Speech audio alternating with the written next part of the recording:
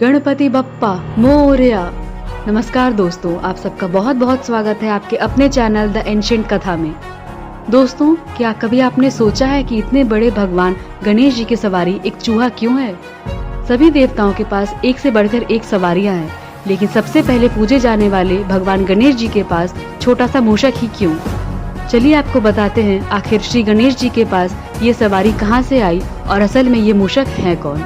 एक प्रचलित कथा के अनुसार प्राचीन समय में सुमेरु पर्वत पर सौभरी ऋषि का आश्रम था। उनकी अत्यंत रूपवती और पतिव्रता पत्नी का नाम मनोमयी था। एक दिन ऋषि लकड़ी लेने के लिए वन में गए और मनोमयी गृह कार्य में लग गई। उसी समय एक दुष्ट क्रौंच नामक गंधर्व वहां आया। उसने मनोमयी को देखा तो व्याकुल हो गया। क्रौंच ने ऋषि पत्नी का हाथ पकड़ लिया। रोती और कांपती हुई ऋषि पत्नी उससे दया की भीख मांगने लगी। उसी समय सौभरी ऋषि वहां आ गए। उन्होंने गंधर्व को श्राप देते हुए कहा, तूने चोर की तरह मेरी सहधर्मणी का हाथ पकड़ा है, इस कारण तू मूषक होकर धरती के नीचे रहेगा और चोरी करके अपना पेट भरेगा।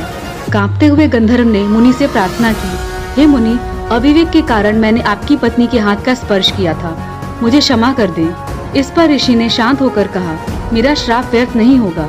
उन्होंने उस गंधर्व को वरदान दिया कि आने वाले समय में वो भगवान शिव के पुत्र श्री गणेश जी की सवारी बनेगा।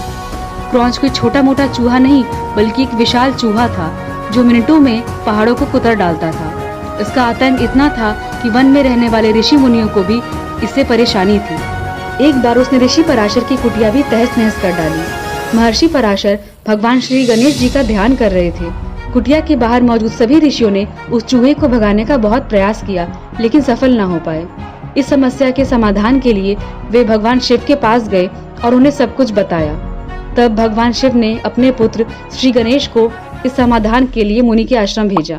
गणेश जी ने चूहे को पकड़ने के लिए एक फंदा फेंका। इस फंदे ने चूहे का पाताल लोक तक पीछा किया और उसे पकड़कर गणेश जी के सामने ले आया। गणेश जी ने बड़ी तबाही की वजह जाननी चाहिए, लेकिन गुस्से से भरे उस चूहे ने कोई जवाब नहीं दिया। गणेश जी ने आगे चूहे से कहा, अब तुम मेरे आश्रय में हो, इसलिए जो चाहे वर मांग लो, लेकिन महर्षि पराशर को परेशान न करो। इस पर घमंडी चूहे ने कहा, मुझे आपसे कुछ नहीं चाहिए।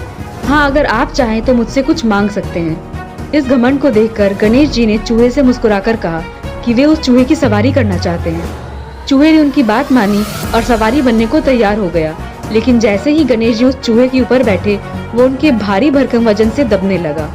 चूहे ने बहुत कोशिश की, लेकिन गणेश जी को लेकर एक कदम भी आगे न बढ़ सका।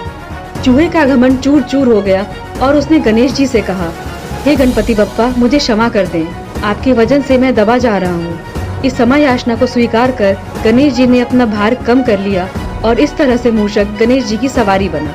आप सबको हमारी ये वीडियो कैसी लगी, ये कमेंट करके जरूर बताएं।